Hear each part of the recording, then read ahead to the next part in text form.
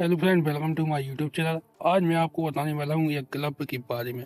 गुरु द्रोणाचार्य को अंगूठा काट कर देने के बाद एकलव्य का क्या हुआ।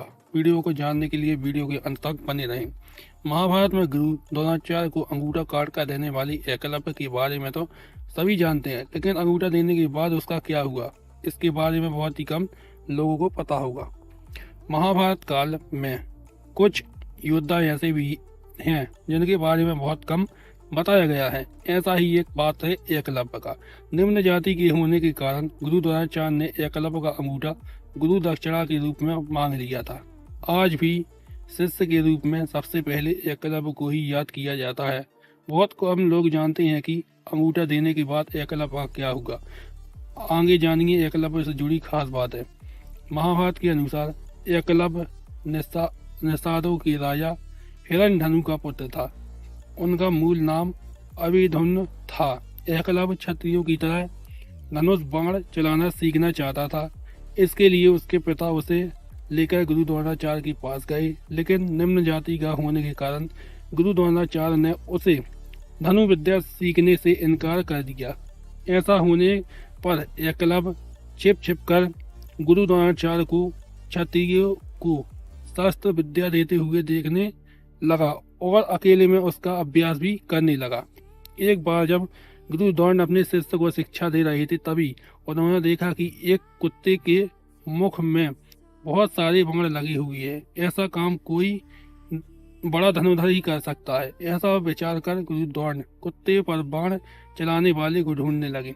वन में जाकर उन्होंने देखा कि एक युवक उनकी प्रतिमा के सामने बाण चलाने का अभ्यास कर रहा है। जब गुरु द्रोणाचार्य ने उस बाण चलाने वाले युवक का परिचय पूछा तो उन्होंने अपना नाम एकलव्य बताया और उन्हें पूरी बात सच सच बता दी। गुरु द्रोणाचार्य अर्जुन को पहले ही सर्वश्रेष्ठ धनुर्धर होने के वरदान दे चुके थे। एकलव्य की धनु विद्या देखकर द्रोणाचार्य समझ गए कि वह भी अर्जुन के समान ही धनुर्धर है। इसलिए उन्होंने एकलव्य से उनका अंगूठा गुरु दक्षिणा के रूप में मांग लिया। अंगूठा कटने के बाद भी एकलव्य उंगलियों से तीर चलाने का अभ्यास करने लगा। इससे भी पूरी तरह का पारंगत हो गया। युवा होने पर एकलव्य मगध के राजा जरासंध की सेना में शामिल हो गया।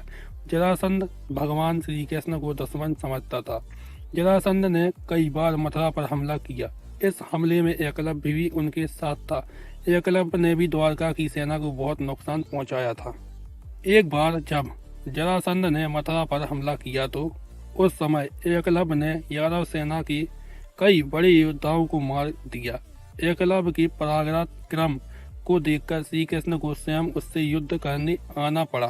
श्री कृष्ण और एकलव्य के बीच युद्ध हुआ, जिसमें एकलव्य मारा गया। एकलव्य के बाद उसका बेटा केतुमान निषादों का राजा बना। महाभारत युद्ध में केतुमान ने कौरवों का पक्ष लेते हुए युद्ध किया और भीम के हाथों मारा गया। कृष्ण को यह बात पता था कि एकलव्य पांडवों और धर्म की स्थापना में बाधा बन सकते हैं, इसलिए उन्होंने युद्ध के दौरान एकलव्य का वध कर दिया।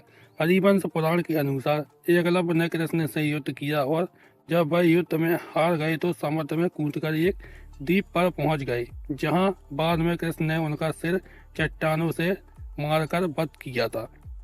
श्री कृष्ण ने एकलव्य को मारकर पांडवों के एक बड़े कांटे का निदान कर दिया था। जब कर्ण ने अर्जुन को मारने के लिए इंद्र से ली शक्ति घटोत्कच पर चला दी, तब पांडव दुखी थे मगर कृष्ण प्रसन्न थे। अर्जुन द्वारा इसका कारण पूछने पर कृष्ण ने कहा, हे पार्थ, यदि एकलव्य का अंगूठा सुरक्षित होता तो देवता, दानव, राक्षस और नाग सब मिलकर उसे पराजित नहीं कर पाते। इसलिए जैसे कर्ण की शक्ति का घटोत्कच पर उपयोग कराकर मैंने कर्ण से तुम्हारी रक्षा की है, उसी प्रकार तुम्हारे हित के लिए इस युद्ध में मुहाने पर मैंने एकलव्य को भी मार डाला।